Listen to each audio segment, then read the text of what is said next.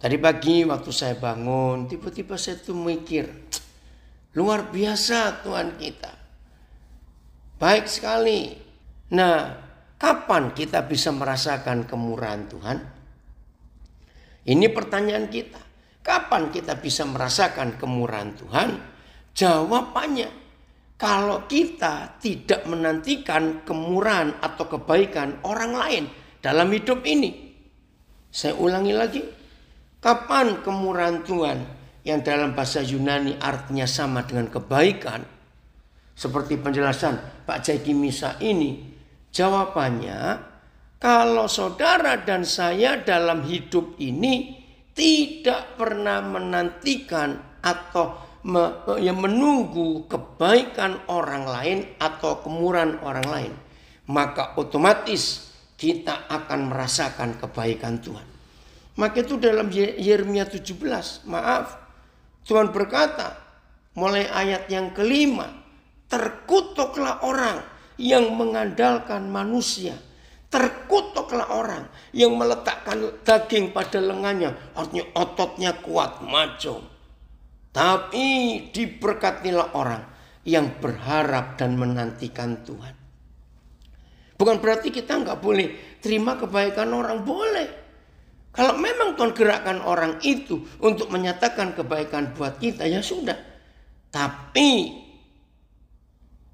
harapkan dan nantikan kemurahan dan kebaikan Tuhan saja dalam hidup ini. Itu jauh lebih hebat.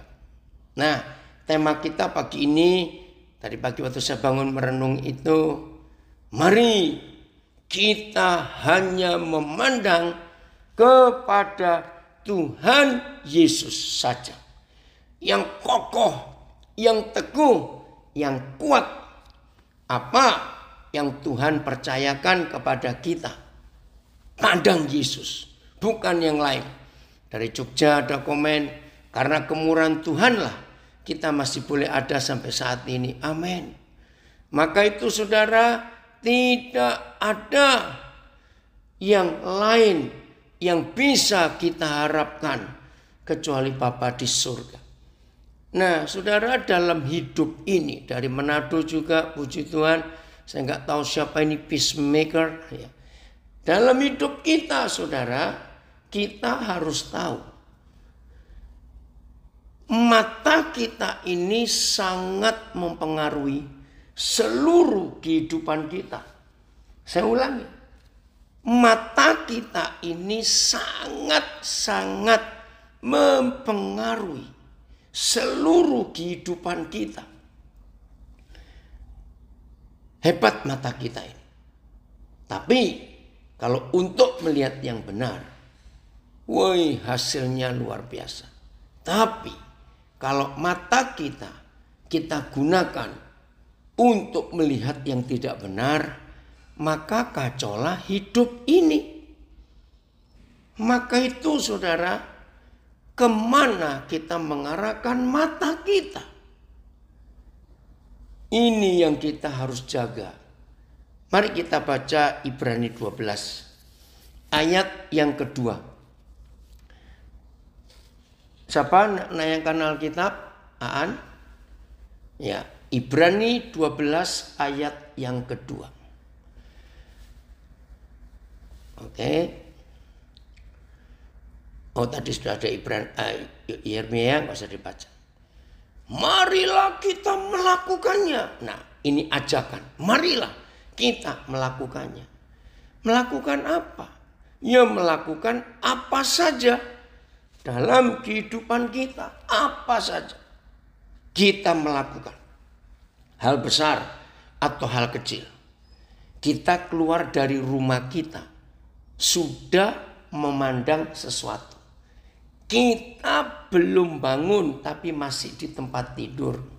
Kita sudah memikirkan sesuatu, itu juga melihat. Nah, saudara, kita keluar kamar, kita sudah melihat sesuatu. Apa saja. Ya, maaf. Saya sering nginep di rumah saudara, di rumah jemaat, itu sering. Nah, ini saya cuma cerita aja ya. Shalom dari Manado juga. Ada loh. Kalau saya nginep di rumah orang itu, saya ingetin berapa kali itu saya nginep di situ.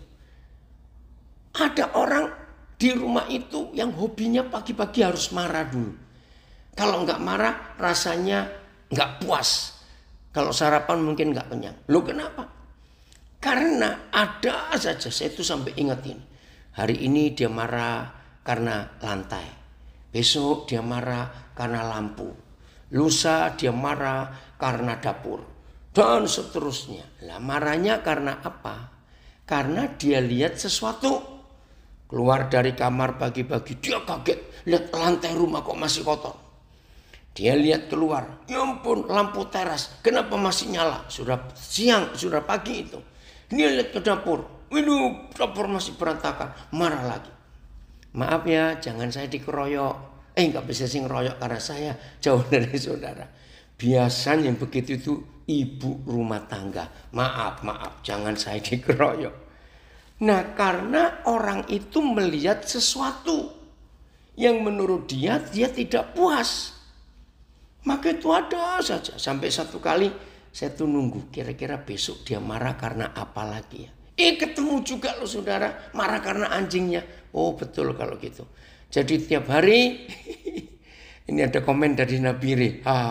Kalau nggak marah gatal-gatal. Hus kamu ya. Betul saya tunggu. Saya sudah kumpulin selama berapa hari itu. Dia itu marahnya karena apa? Saya pikir sudah habis semuanya. Sudah marah karena lampu, karena lantai, karena dapur, karena apa. Saya mikir besok dia marah karena apa lagi ya. Saya kaget. Dia marah gara-gara anjingnya. Nah itulah manusia. Jadi apa yang kita lihat, marilah kita melakukannya dengan mata yang tertuju kepada Yesus. Terjemahan lain ayat, biarlah mata kita tertuju pada Yesus Sang Pencipta dan Penyempurna iman kita.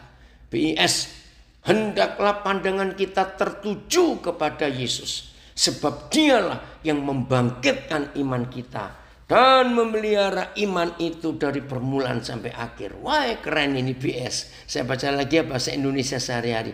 Hendaklah pandangan kita tertuju kepada Yesus. Sebab dialah yang membangkitkan iman kita dan memeliharanya dari permulaan sampai akhir. Amin. TSI. Dalam pertandingan ini, biarlah mata kita terus memandang ke depan, yaitu kepada Yesus. Dialah Raja dan pahlawan iman yang terutama bagi kita dan yang sudah menyelesaikan pertandingan yang diberikan kepadanya dengan sempurna. Puji Tuhan. Maka itu saudara kalau hari ini kita tidak memutuskan hanya memandang kepada Yesus, celaka hidup ini. Saya ingin ulangi BIS dengan TSI ya. Hendaklah pandangan kita tertuju kepada Yesus sebab dialah yang membangkitkan iman kita dan memeliharanya dari permulaan sampai akhir. Terima kasih Tuhan, terima kasih. Tuhan pelihara iman kami semua. Dari awal sampai akhir. Asal pandangan kita hanya tertuju kepada Yesus. TSI. Dalam pertandingan ini, biarlah mata kita terus memandang ke depan. Terus. Yaitu kepada Yesus. Dialah Raja dan pahlawan iman yang terutama bagi kita. Enggak ada yang lain, yang terutama. Dan yang sudah menyelesaikan pertandingan yang diberikan kepadanya dengan sempurna. Wih, puji Tuhan untuk itu. Oke, An boleh keluar. Nah, saya beri contoh lagi. Saudara dari rumah sudah siap-siap. Aku mau ke pasar bentar. Atau aku mau ke toko itu bentar. Atau aku mau ke mall itu misalnya. Dan saudara sudah beli sesuatu. Rencana untuk beli sesuatu. Ya, rencana. Terus, begitu sampai ke pasar, atau sampai ke toko, tiba-tiba, nah ini loh mata ya, mata.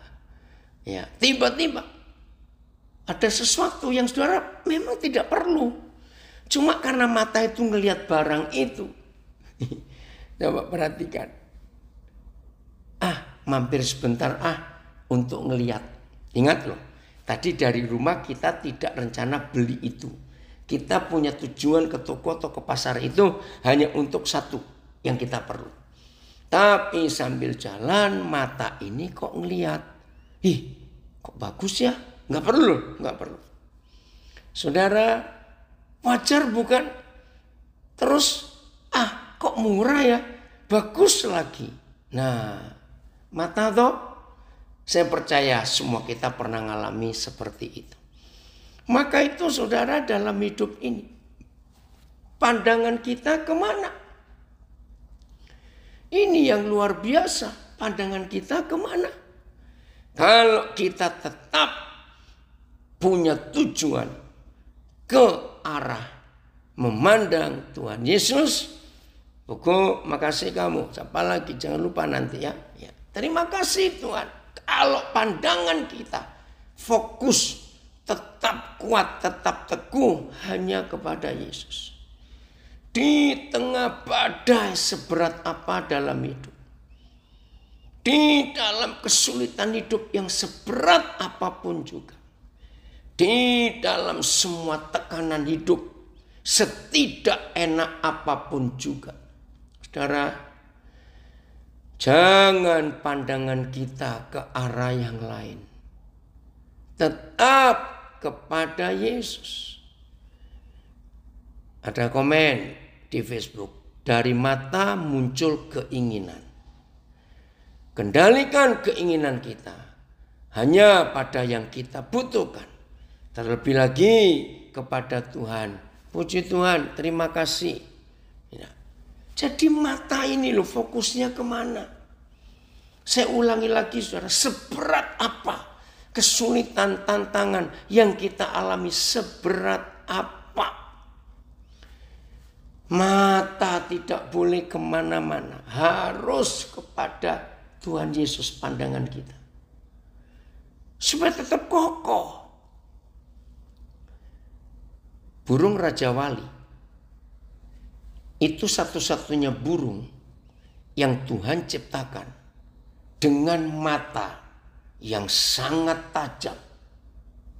Bayangkan, dalam penelitian, burung Raja Wali itu ketika terbang dan mencari mangsa, ya dalam ilmu pengetahuan diukur, ternyata Raja Wali itu matanya bisa tembus sampai jarak 3 km dari udara sana. Jadi jauh dia bisa melihat. Wih, luar biasa. Maka itu kalau saudara sering lihat film-film tentang Raja Wali, ikan yang berenang di dalam air, dari ketinggian dia bisa ngukur. Kalau dia kecepatan begini, ikan itu sampai mana.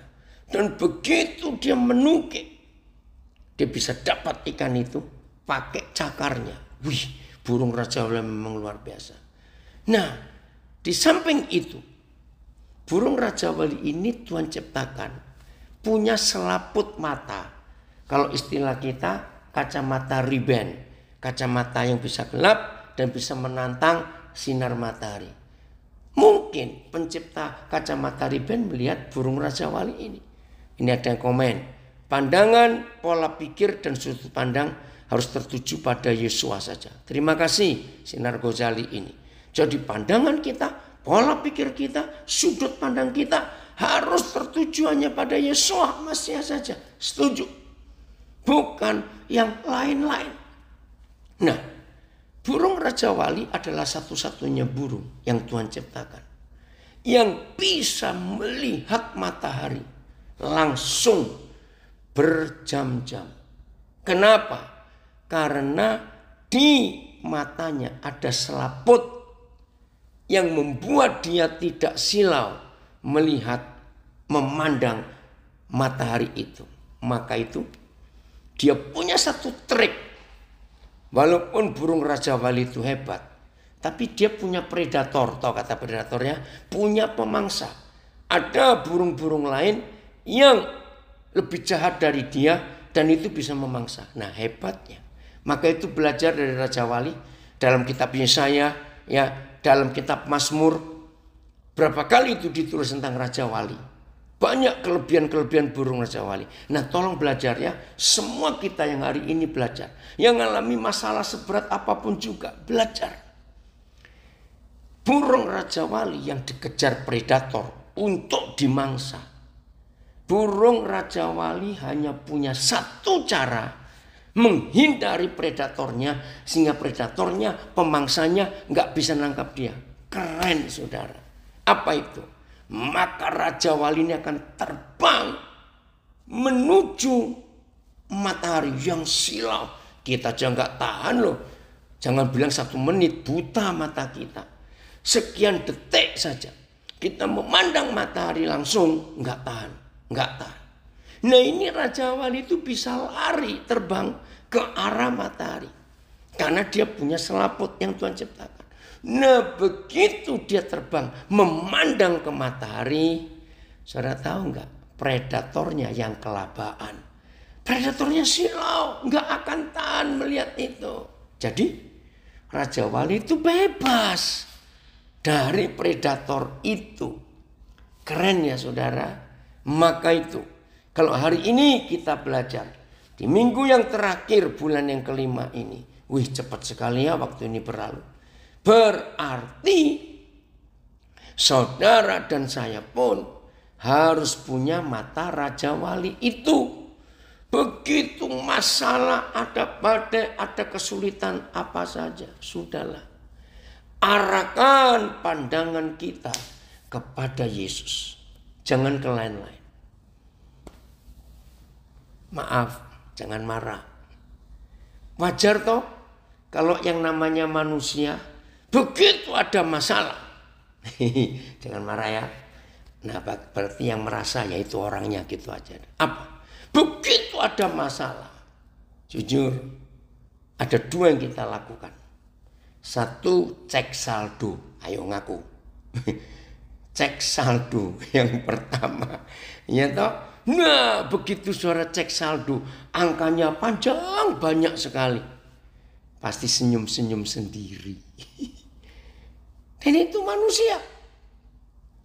Lalu yang kedua, biasanya begitu kita ada masalah, biasanya, lagi saya jangan tersinggung, langsung kita ingat nomor telepon seseorang. Maaf saya bicara.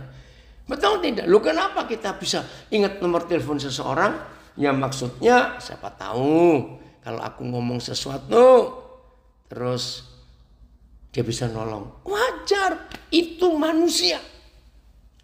Tapi hari ini kita belajar saudara. Mata kita tidak boleh ke arah yang lain. Harus tetap kepada Tuhan Yesus.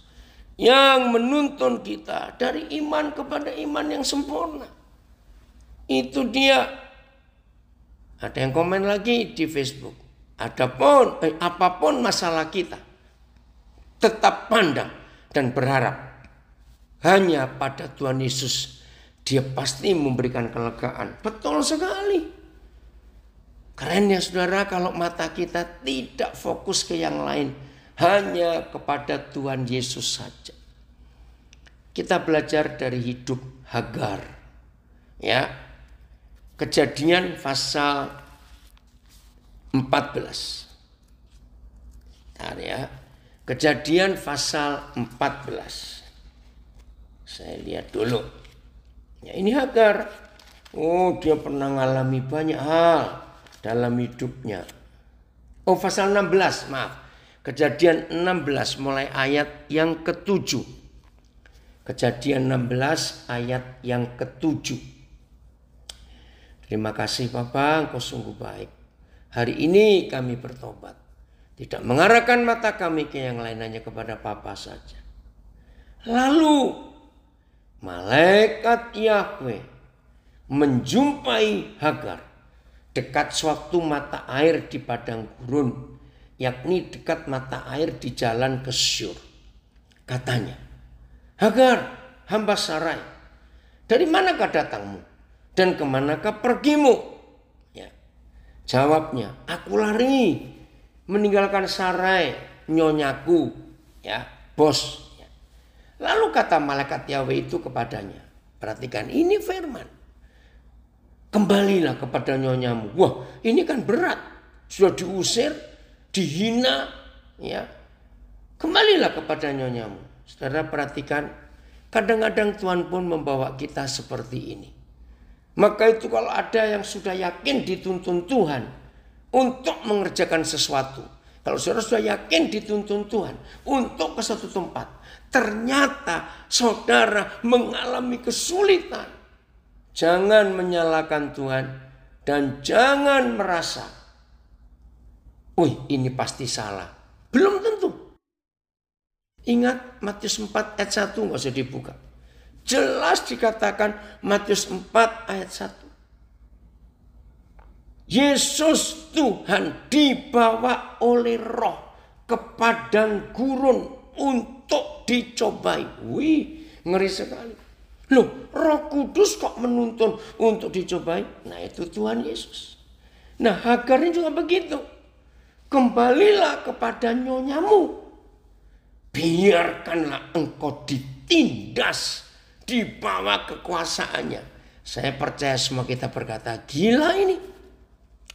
Saya baca komen dari Melbourne. Tuhan Yesus selalu menopang, menguatkan papi. Dalam pelayanan untuk merebut banyak jiwa-jiwa menemukan keselamatan. Terima kasih Reta dari Melbourne. Ya. Karena mata adalah pelita kehidupan. Terima kasih. Sebentar saya baca komen. Terima kasih banyak Bapak. Saudara mengajarkan kita semua. Saudara, Tuhan memimpin memimpin Hagar untuk balik ke nyonyanya, ke bosnya, supaya dia ditindas. Aduh, ini kan gak masuk akal. Yusuf, ini masih Kejadian 16 ya, ini ayat 9. Yusuf, jelas Tuhan menyuruh Yusuf, Tuhan membawa Yusuf, Tuhan menuntun Yusuf ke Mesir untuk ditindas, untuk difitnah, untuk dipenjarakan. Aduh, ngeri. Tapi mata Yusuf tetap tertuju kepada Yahweh Tuhannya. Catat, mata Yusuf tetap tertuju kepada Yahweh Tuhannya. Itu sebabnya dalam hidup kita, saudara, supaya setiap kita tidak memandang ke yang lain, tapi kita harus tahu ke arah mana Tuhan menuntun kita. Jadi dalam kehidupan ini kita harus tahu apa dan kemana Tuhan akan menuntun kita. Maka kalau Tuhan bisa menuntun kita, walaupun perhatikan tidak enak, walaupun tidak enak. Kalau Tuhan menuntun kita, walaupun ke tempat yang menakutkan, percayalah saudara bahwa rencana Tuhan itu luar biasa dan dia nggak pernah salah. Ini ada komen lagi. Seperti Petrus pada saat berjalan di atas air, betul. Saat pandangannya teralihkan dari Tuhan, dia tenggelam. Nah, Hagar dibawa balik ke Sarah untuk ditindas di bawah kekuasaannya. Ayat 10. Lalu, ya,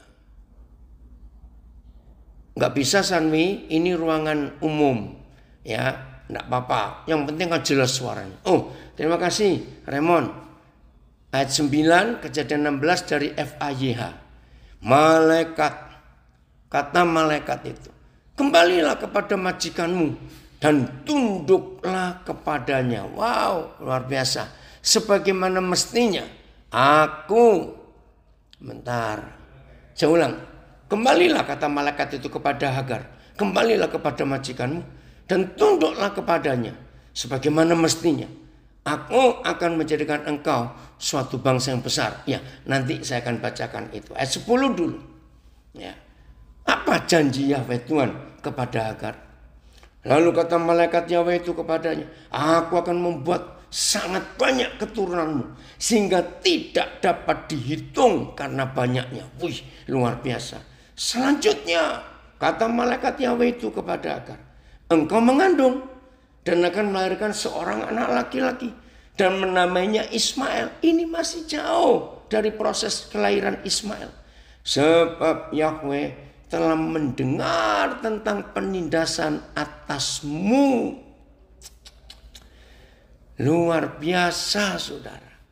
Ada janji. FIA-nya ya, saya lanjutkan. Aku akan menjadikan engkau suatu bangsa yang besar. Ya, engkau mengandung dan akan melahirkan anak laki-laki. Hendaknya engkau menamai dia Ismail. El artinya Elohim, Tuhan. Artinya Tuhan mendengar. Nah, karena Tuhan sudah mendengar tentang kesengsaraanmu. Saudara lihat.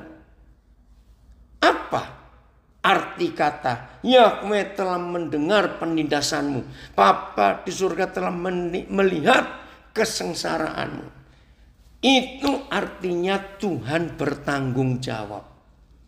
Ingat toh? Tadi di ayat yang keberapa ya? Ayat 9 ya, kalau nggak salah.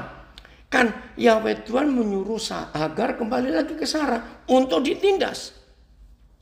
Tapi Tuhan bertanggung jawab. Terima kasih Bapak, terima kasih. Maka itu saya ingin katakan, untuk siapa saja yang hari-hari ini sedang mengalami penindasan, mengalami kesulitan, mengalami tekanan. Karena Tuhan menyuruh saudara ke tempat itu atau ke kejadian itu. Ingat, selama Tuhan yang menyuruh, maka Tuhan bertanggung jawab atas hidup kita. Maka itu ayat 11. Inilah bentuk tanggung jawab Tuhan yang menyuruh Hagar kembali balik ke rumah bosnya supaya ditindas. Kan aneh. Maka itu jangan pernah menganggap tuntunan Tuhan itu hanya yang enak-enak, yang baik-baik. Belum tentu. Saya katakan, jangan pernah punya konsep. Kalau Tuhan memimpin, kalau Tuhan menuntun, itu pasti yang baik-baik, yang enak-enak. Belum tentu. Contoh Hagar, contoh Yusuf dituntun. Tuhan Yesus Matius 4 ayat 1 dibawa oleh Roh. Jadi tuntunan Tuhan belum tentu yang enak dan yang baik.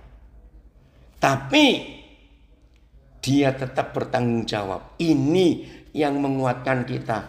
Ini yang menghibur kita. Betul tidak saudara? Dia tetap bertanggung jawab. Dan ini tanggung jawab Tuhan kepada Hagar. Luar biasa. Jadi Hagar dengar sendiri. Ayat 13 ya. Kemudian Hagar menamakan Yahweh yang telah berfirman kepadanya itu dengan sebutan engkaulah El Roi. L-nya itu Elohim. Sebab katanya ini bagus. Kata-kata Hagar itu bagus. Tolong catat. Coba tunjukkan berapa terjemahan. Ayat 13. Sebab katanya, bukankah di sini kulihat dia yang telah melihat aku?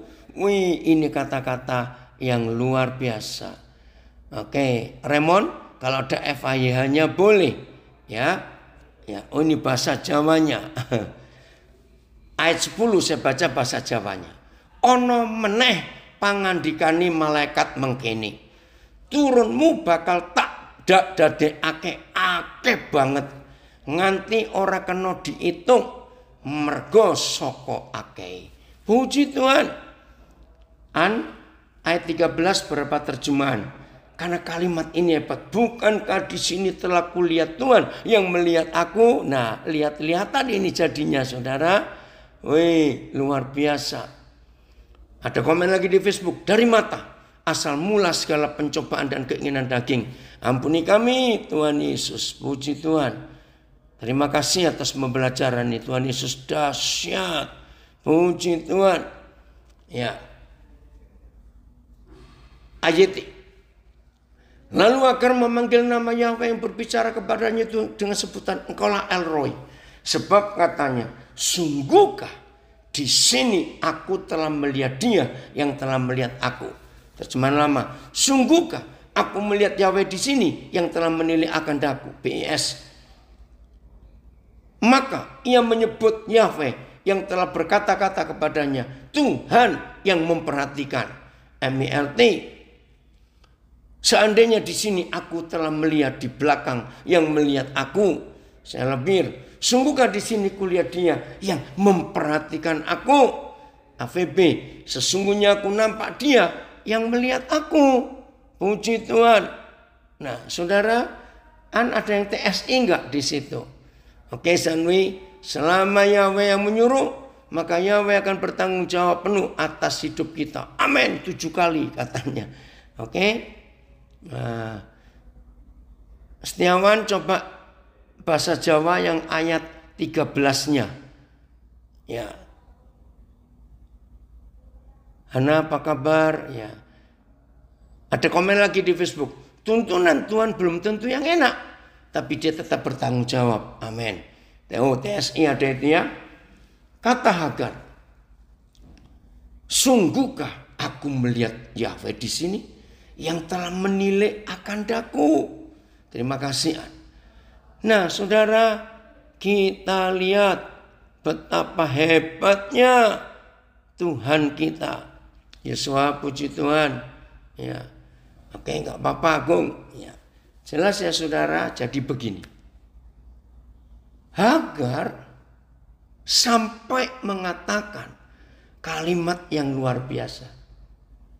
Ya, kalau kita baca ayat 13 dengan bahasa anak-anak, maka bunyinya begini. Jadi antara Tuhan dengan Hagar, Hagar dengan Yahweh Tuhan, itu saling lihat-lihatan. Begitu bukan? Kalau bahasa anak-anak. Disinilah aku telah melihat Yahweh yang melihat aku. Itu kan lihat-lihatan namanya. Jadi saudara yang dikasihi Tuhan, terima kasih Bapak. Kalau Ibrani 12 ayat 2 minta supaya kita fokus mata kita tidak ke arah lain, tapi ke arah Tuhan Yesus saja. Dia bertanggung jawab, saudara. Terima kasih Tuhan, terima kasih. Kagum kita akan kasihnya yang seperti itu. Tanggung jawab Tuhan kita itu loh, saudara. Tanggung jawab Papa kita itu yang sungguh luar biasa. Maka itu hari ini, biarlah firman yang kita belajar bersama-sama.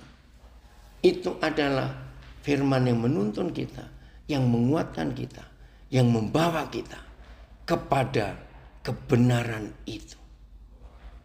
Nah, ternyata Hagar nggak konsisten. Hagar tidak serius dalam memandang Tuhan. Dari mana? Kita lihat Kejadian pasal 21. Kejadian pasal yang ke-21. Kita lihat ini, saudara. Ayat 14. Kejadian 21 mulai 14. Nah, kita jangan seperti ini. Ini lihat, tadi kita sudah belajar tentang Hagar. Hebat.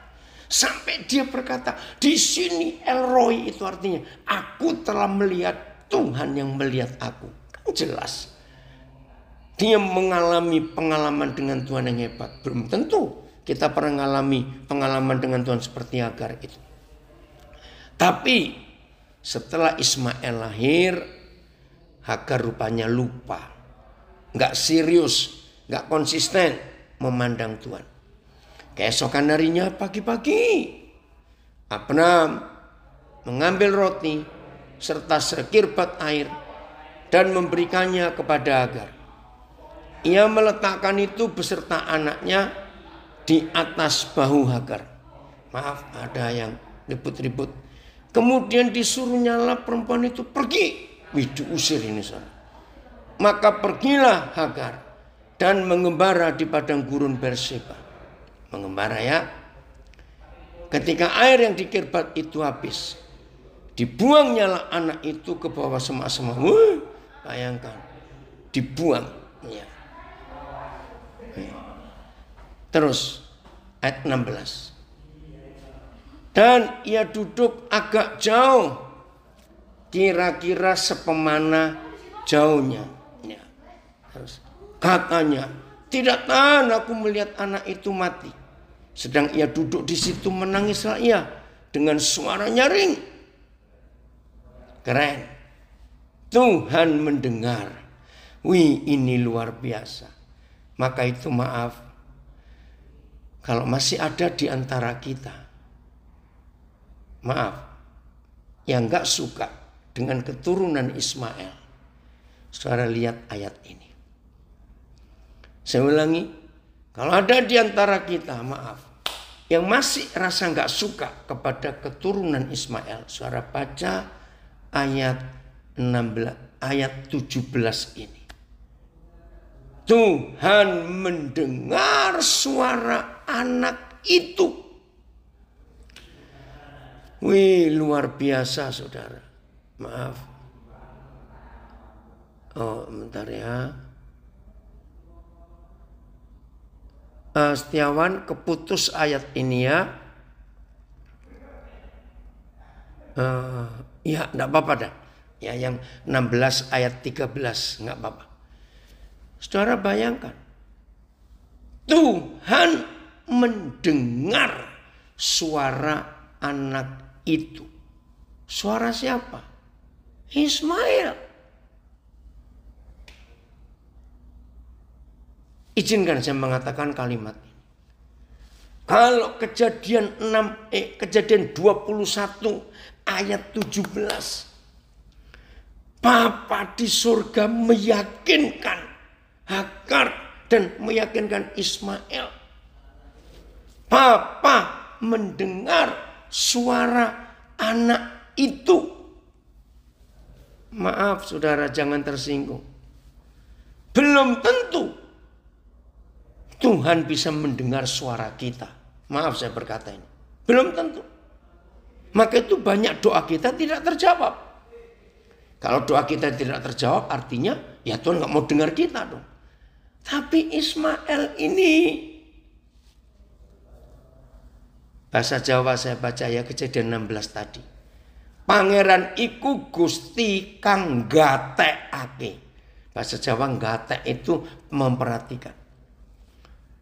Pangundikane perkataan malaikat itu, perkataan Hagar, pangundikane, aku wis ndeleng panjenengane kang gatekake aku. Terima kasih Tuhan. Ini dia dari Jakarta ada komen. Oh, ini terjemahan lama. Maka dipanggil Hagar akan nama Yahweh yang telah berfirman kepadanya itu. Tuhan penilik.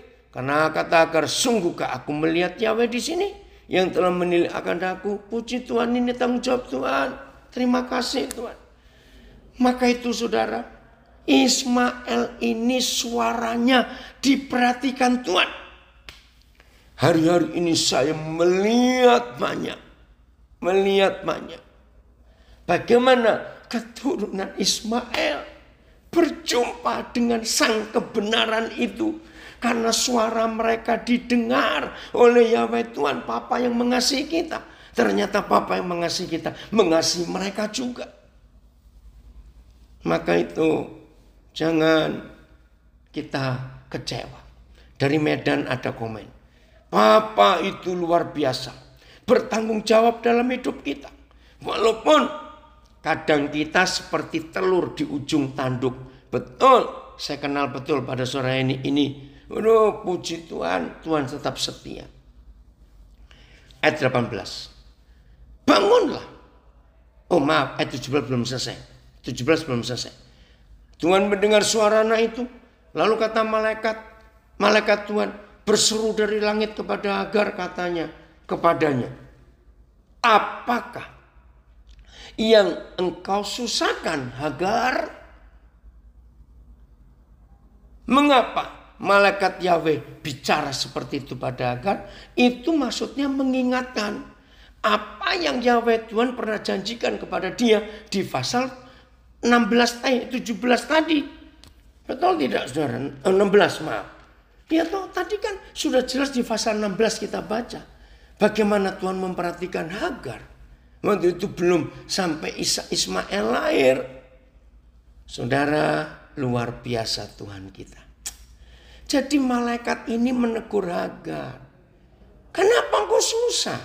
Artinya, masa kamu gak ingat yang berapa waktu yang lalu Tuhan sudah bicara kepada kamu? Begini begitu.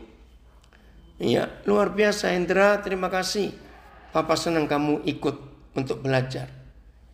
Jadi saudara, Hagar yang sudah berkata, aku telah melihat Yahweh Tuhan yang melihat aku. Tapi ketika kesulitan, kesusahan, bahkan anak ini hampir mati, dia lupa. Dia nggak fokus lagi. Dia nggak kuat lagi pandangannya ke Tuhan. Nah, ini jangan sampai terjadi pada kita. Jangan terjadi pada kita. Bahasa Jawa ayat 17 tadi. Gusti midanget tangisi Ismail. Midanget itu memperhatikan. Dumadaan ono malakate pangeran ngaru-ngarui Hagar saka ing langit. Ono apa Hagar? Ojo kuatir. Gusti wis midanget tangisi anakmu. Wow, luar biasa. Tuhan sudah memperhatikan. NET ayat 17. But God heard the boy's voice. The angel of God called to Hagar from heaven and asked her, what is the matter, Hagar? Don't be afraid, for God has heard the boy's voice right where he is crying. Bahasa Inggrisnya lebih bagus. Ya, jadi tepat di tempat anak itu menangis. Yahweh Tuhan memperhatikan. Nah, jadi jangan kita seperti Hagar, lupa, tidak fokus. Mata kita nggak tertuju kepada Yahweh Tuhan yang telah melihat Hagar. Sampai Hagar berkata, aku telah melihat dia yang melihat aku. Itu kan keren, lihat-lihatan tadi itu. Jadi hari ini saudara, penting sekali. Pandangan kita kuat hanya kepada Yesus, bukan kepada yang lain. Ini ada Kristiani Widowati, saya tahu. Gusti midanget akan Bapak mendengarkan, memperhatikan. Puji Tuhan untuk itu. Jadi belajar ya, jangan kita seperti Hagar yang sudah pernah melihat Tuhan, tapi berubah fokus, berubah pandangan, sehingga nggak konsentrasi lagi. Jangan kita seperti itu. Jelas ya?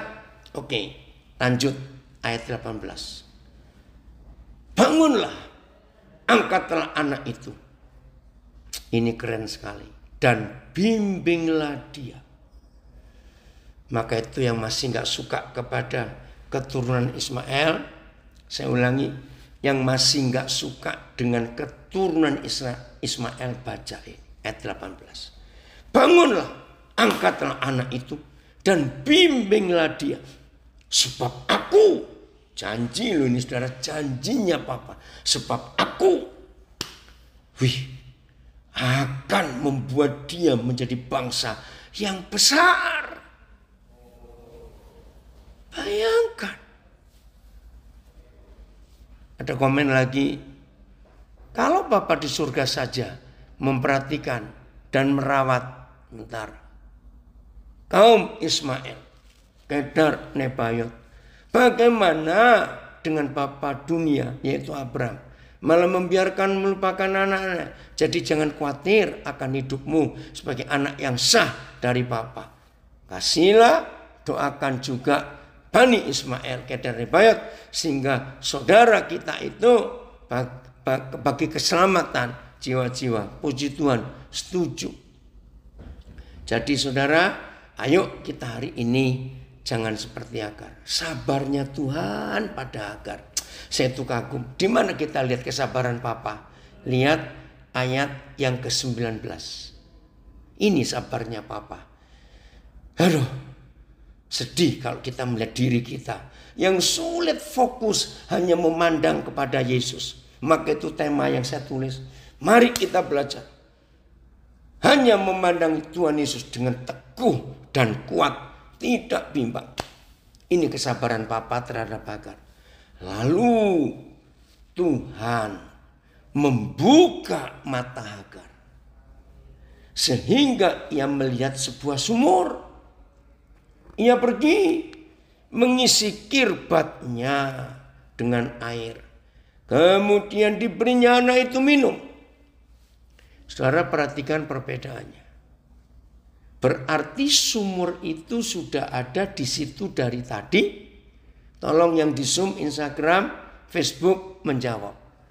Menurut ayat 19, lalu Tuhan membuka mata Hagar sehingga ia melihat sebuah sumur. Pertanyaannya, apakah sumur itu sudah ada sejak tadi sebelum Hagar tiba dengan Ismail? Atau Tuhan baru menciptakan sumur itu saat itu? Ayo jawab, yang di Facebook, ya, yang di Instagram, yang di Zoom. Ayo, Tuhan baru ciptakan sumur dari Balikpapan, dari Jakarta, sudah ada sebelumnya. Di Facebook sudah ada dari tadi. Ya, yang di Instagram saya tunggu, belum ada jawaban. Saudara, sumur itu sudah ada dari tadi. Ya, dari Nabi Re sudah ada. Siapa lagi? Sudah ada. Sumur itu sudah ada dari tadi. Loh, kok Hagar nggak lihat? Ya itu karena fokusnya kepada kesulitan, fokusnya kepada anak yang mau mati, fokusnya kepada masalah hidup. Maka itu kalau saudara dan saya fokusnya bukan kepada Tuhan, berarti kita tidak akan bisa melihat Tuhan. Karena fokusnya tidak kepada Tuhan. Berarti Hagar nggak lihat kalau ada sumur dari tadi. Nah, saya punya istilah dalam bahasa Indonesia. Air mata yang memenuhi mata kita, otomatis kita nggak bisa melihat mata air yang di dekat kita. Betul, Senta, sudah ada. Saya ulangi ya kalimat ini, saya dapat dari ayatnya. Air mata, makasih Peres, sudah ada. Ya. Air mata yang menutupi mata, membasahi mata kita, menutupi mata kita. Otomatis kita nggak bisa melihat mata air di dekat kita. Nangis boleh, tapi jangan terlalu lama, sebentar aja. Tisu mahal, maaf saya pakai istilah ini. Jangan nangis terus. Bahasa Jawa ayat 18. Ngadeko anakmu tangekno mergo arep dak dadekake bangsa gede. Wih, itu jaminan yang luar biasa. Saya akan baca yang bahasa Inggris dari Pak Guru Raymond Mangi dari Nabire. Then God enabled Hagar to see a well of water. Tuhan membuat mata Hagar bisa melihat. She went over and filled the skin with water, and then gave the boy a drink. Puji Tuhan. Ya, maksudnya ya memang sekarang kita lihat keturunan Ismail memenuhi jazirah Arab. Itu bangsa yang lihat besar. Terus dari Ibu Hana dari Nabire. Masalah sering membuat kita tidak fokus ke Tuhan. Air mata bikin tidak bisa melihat jalan. Betul sekali. Ya, berarti apapun masalah kita hari ini, Tuhan sudah sediakan solusinya di dekat kita. Amin. Terima kasih Tuhan memberi peneguhan pada iman saya. Puji Tuhan untuk itu. Oh, ada komen dari Balikpapan di Zoom. Wow, keren. Air mata yang menutupi mata kita akan menutupi mata kita melihat mata air di dekat kita. Betul sekali. Oh, dari Jakarta ingat lagu lama. Pandang saja kepada Yesusnya, Dia yang kucinta. Pandang saja kepada Yesus, Dia yang berkuasa. Betul, ini lagu GPDI lama. Saya masih kecil suka nyanyi lagu ini. Terima kasih Mas Joko. Ya, untuk mata kita tidak fokus kepada yang lain, tapi tetap kepada Tuhan saja. Bahasa Jawa ayat 19. Gusti buka mripate Hagar. Mula weruh ana sumur, nuli diparani, impese diiseni banyu, lan bocahe diombeni. Puji Tuhan.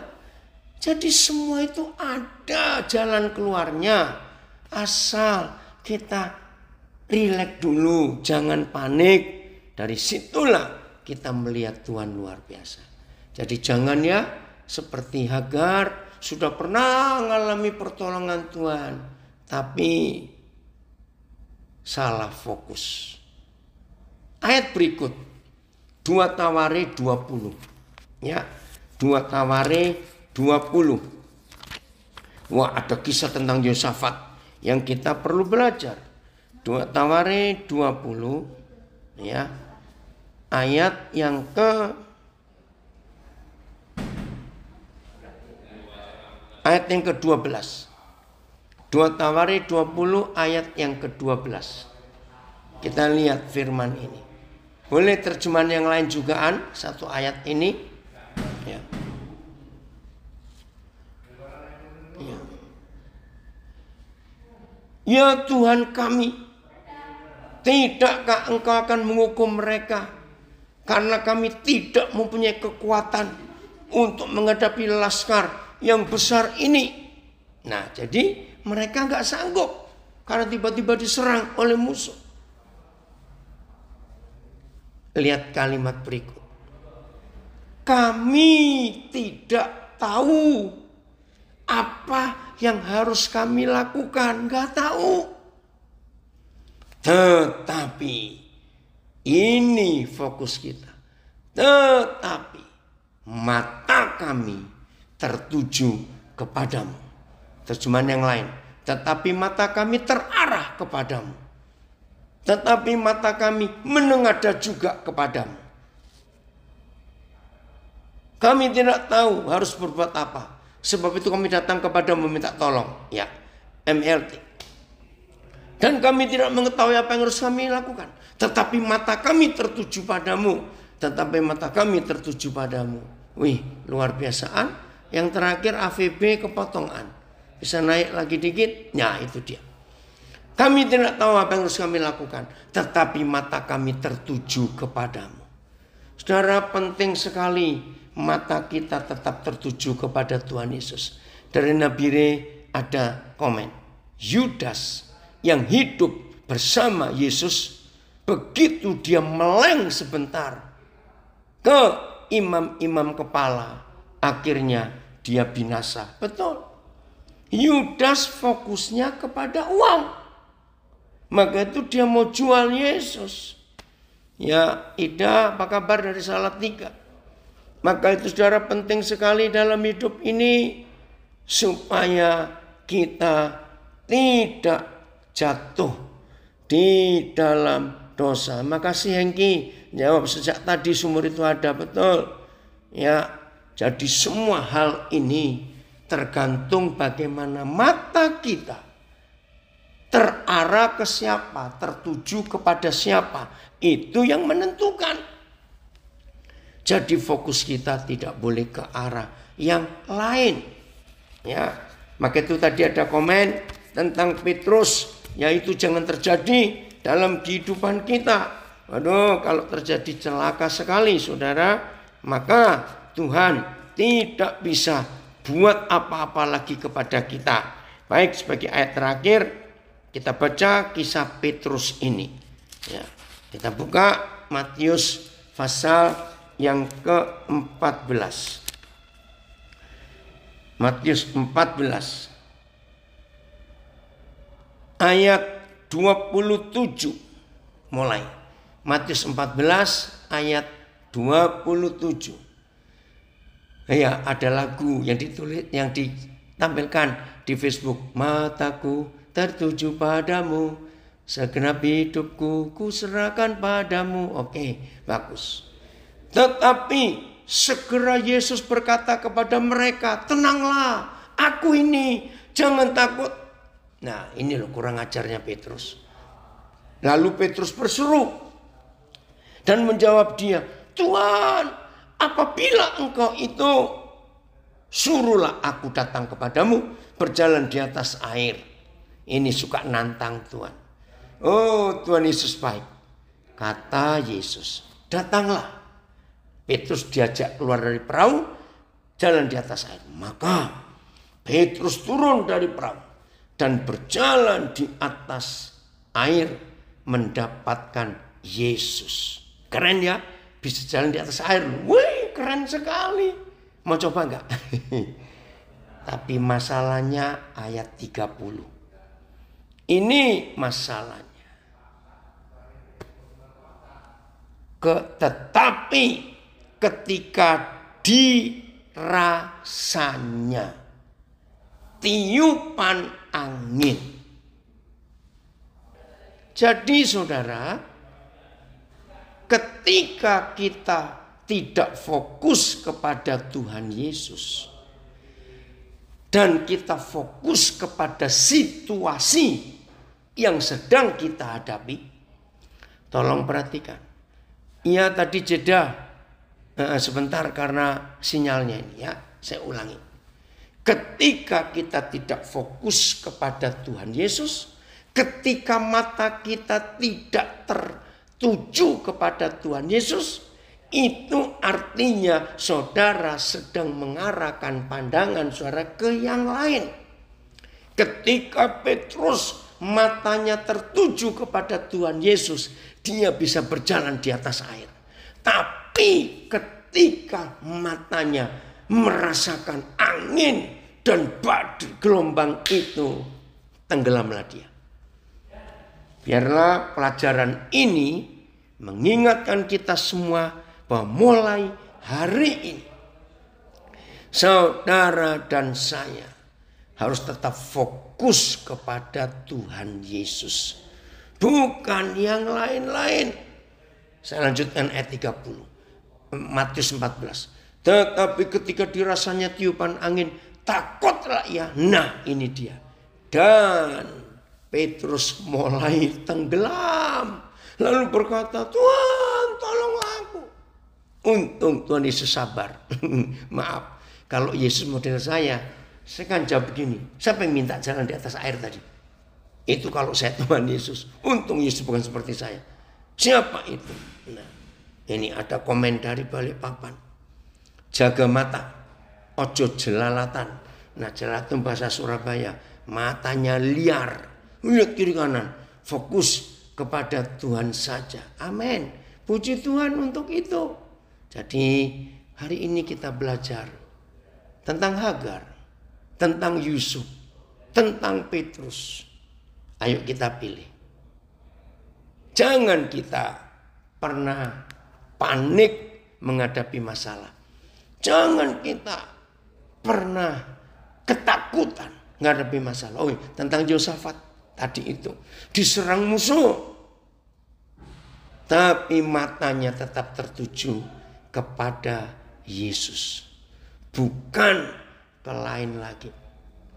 Maka kalau saudara dan saya bisa tertuju kepada Yesus, waduh, hidup ini luar biasa. Jelas ya? Maka itu mulai hari ini saudara, ayo kita dengan sungguh-sungguh memilih dan memutuskan untuk hidup hanya kepada Tuhan Yesus saja, bukan kepada yang lain-lain. Maka kalau kita bisa hidup kepada fokus ini, tidak ke arah yang lain, hidup ini bahagia, hidup ini luar biasa. Senang ya kalau hidup seperti itu, maka kemuliaan Tuhan akan dinyatakan dalam kehidupan kita. Mata kita tidak lihat kiri kanan. Nah, maka itu Tuhan Yesus tegur. Ini ayat terakhir, ayat 31.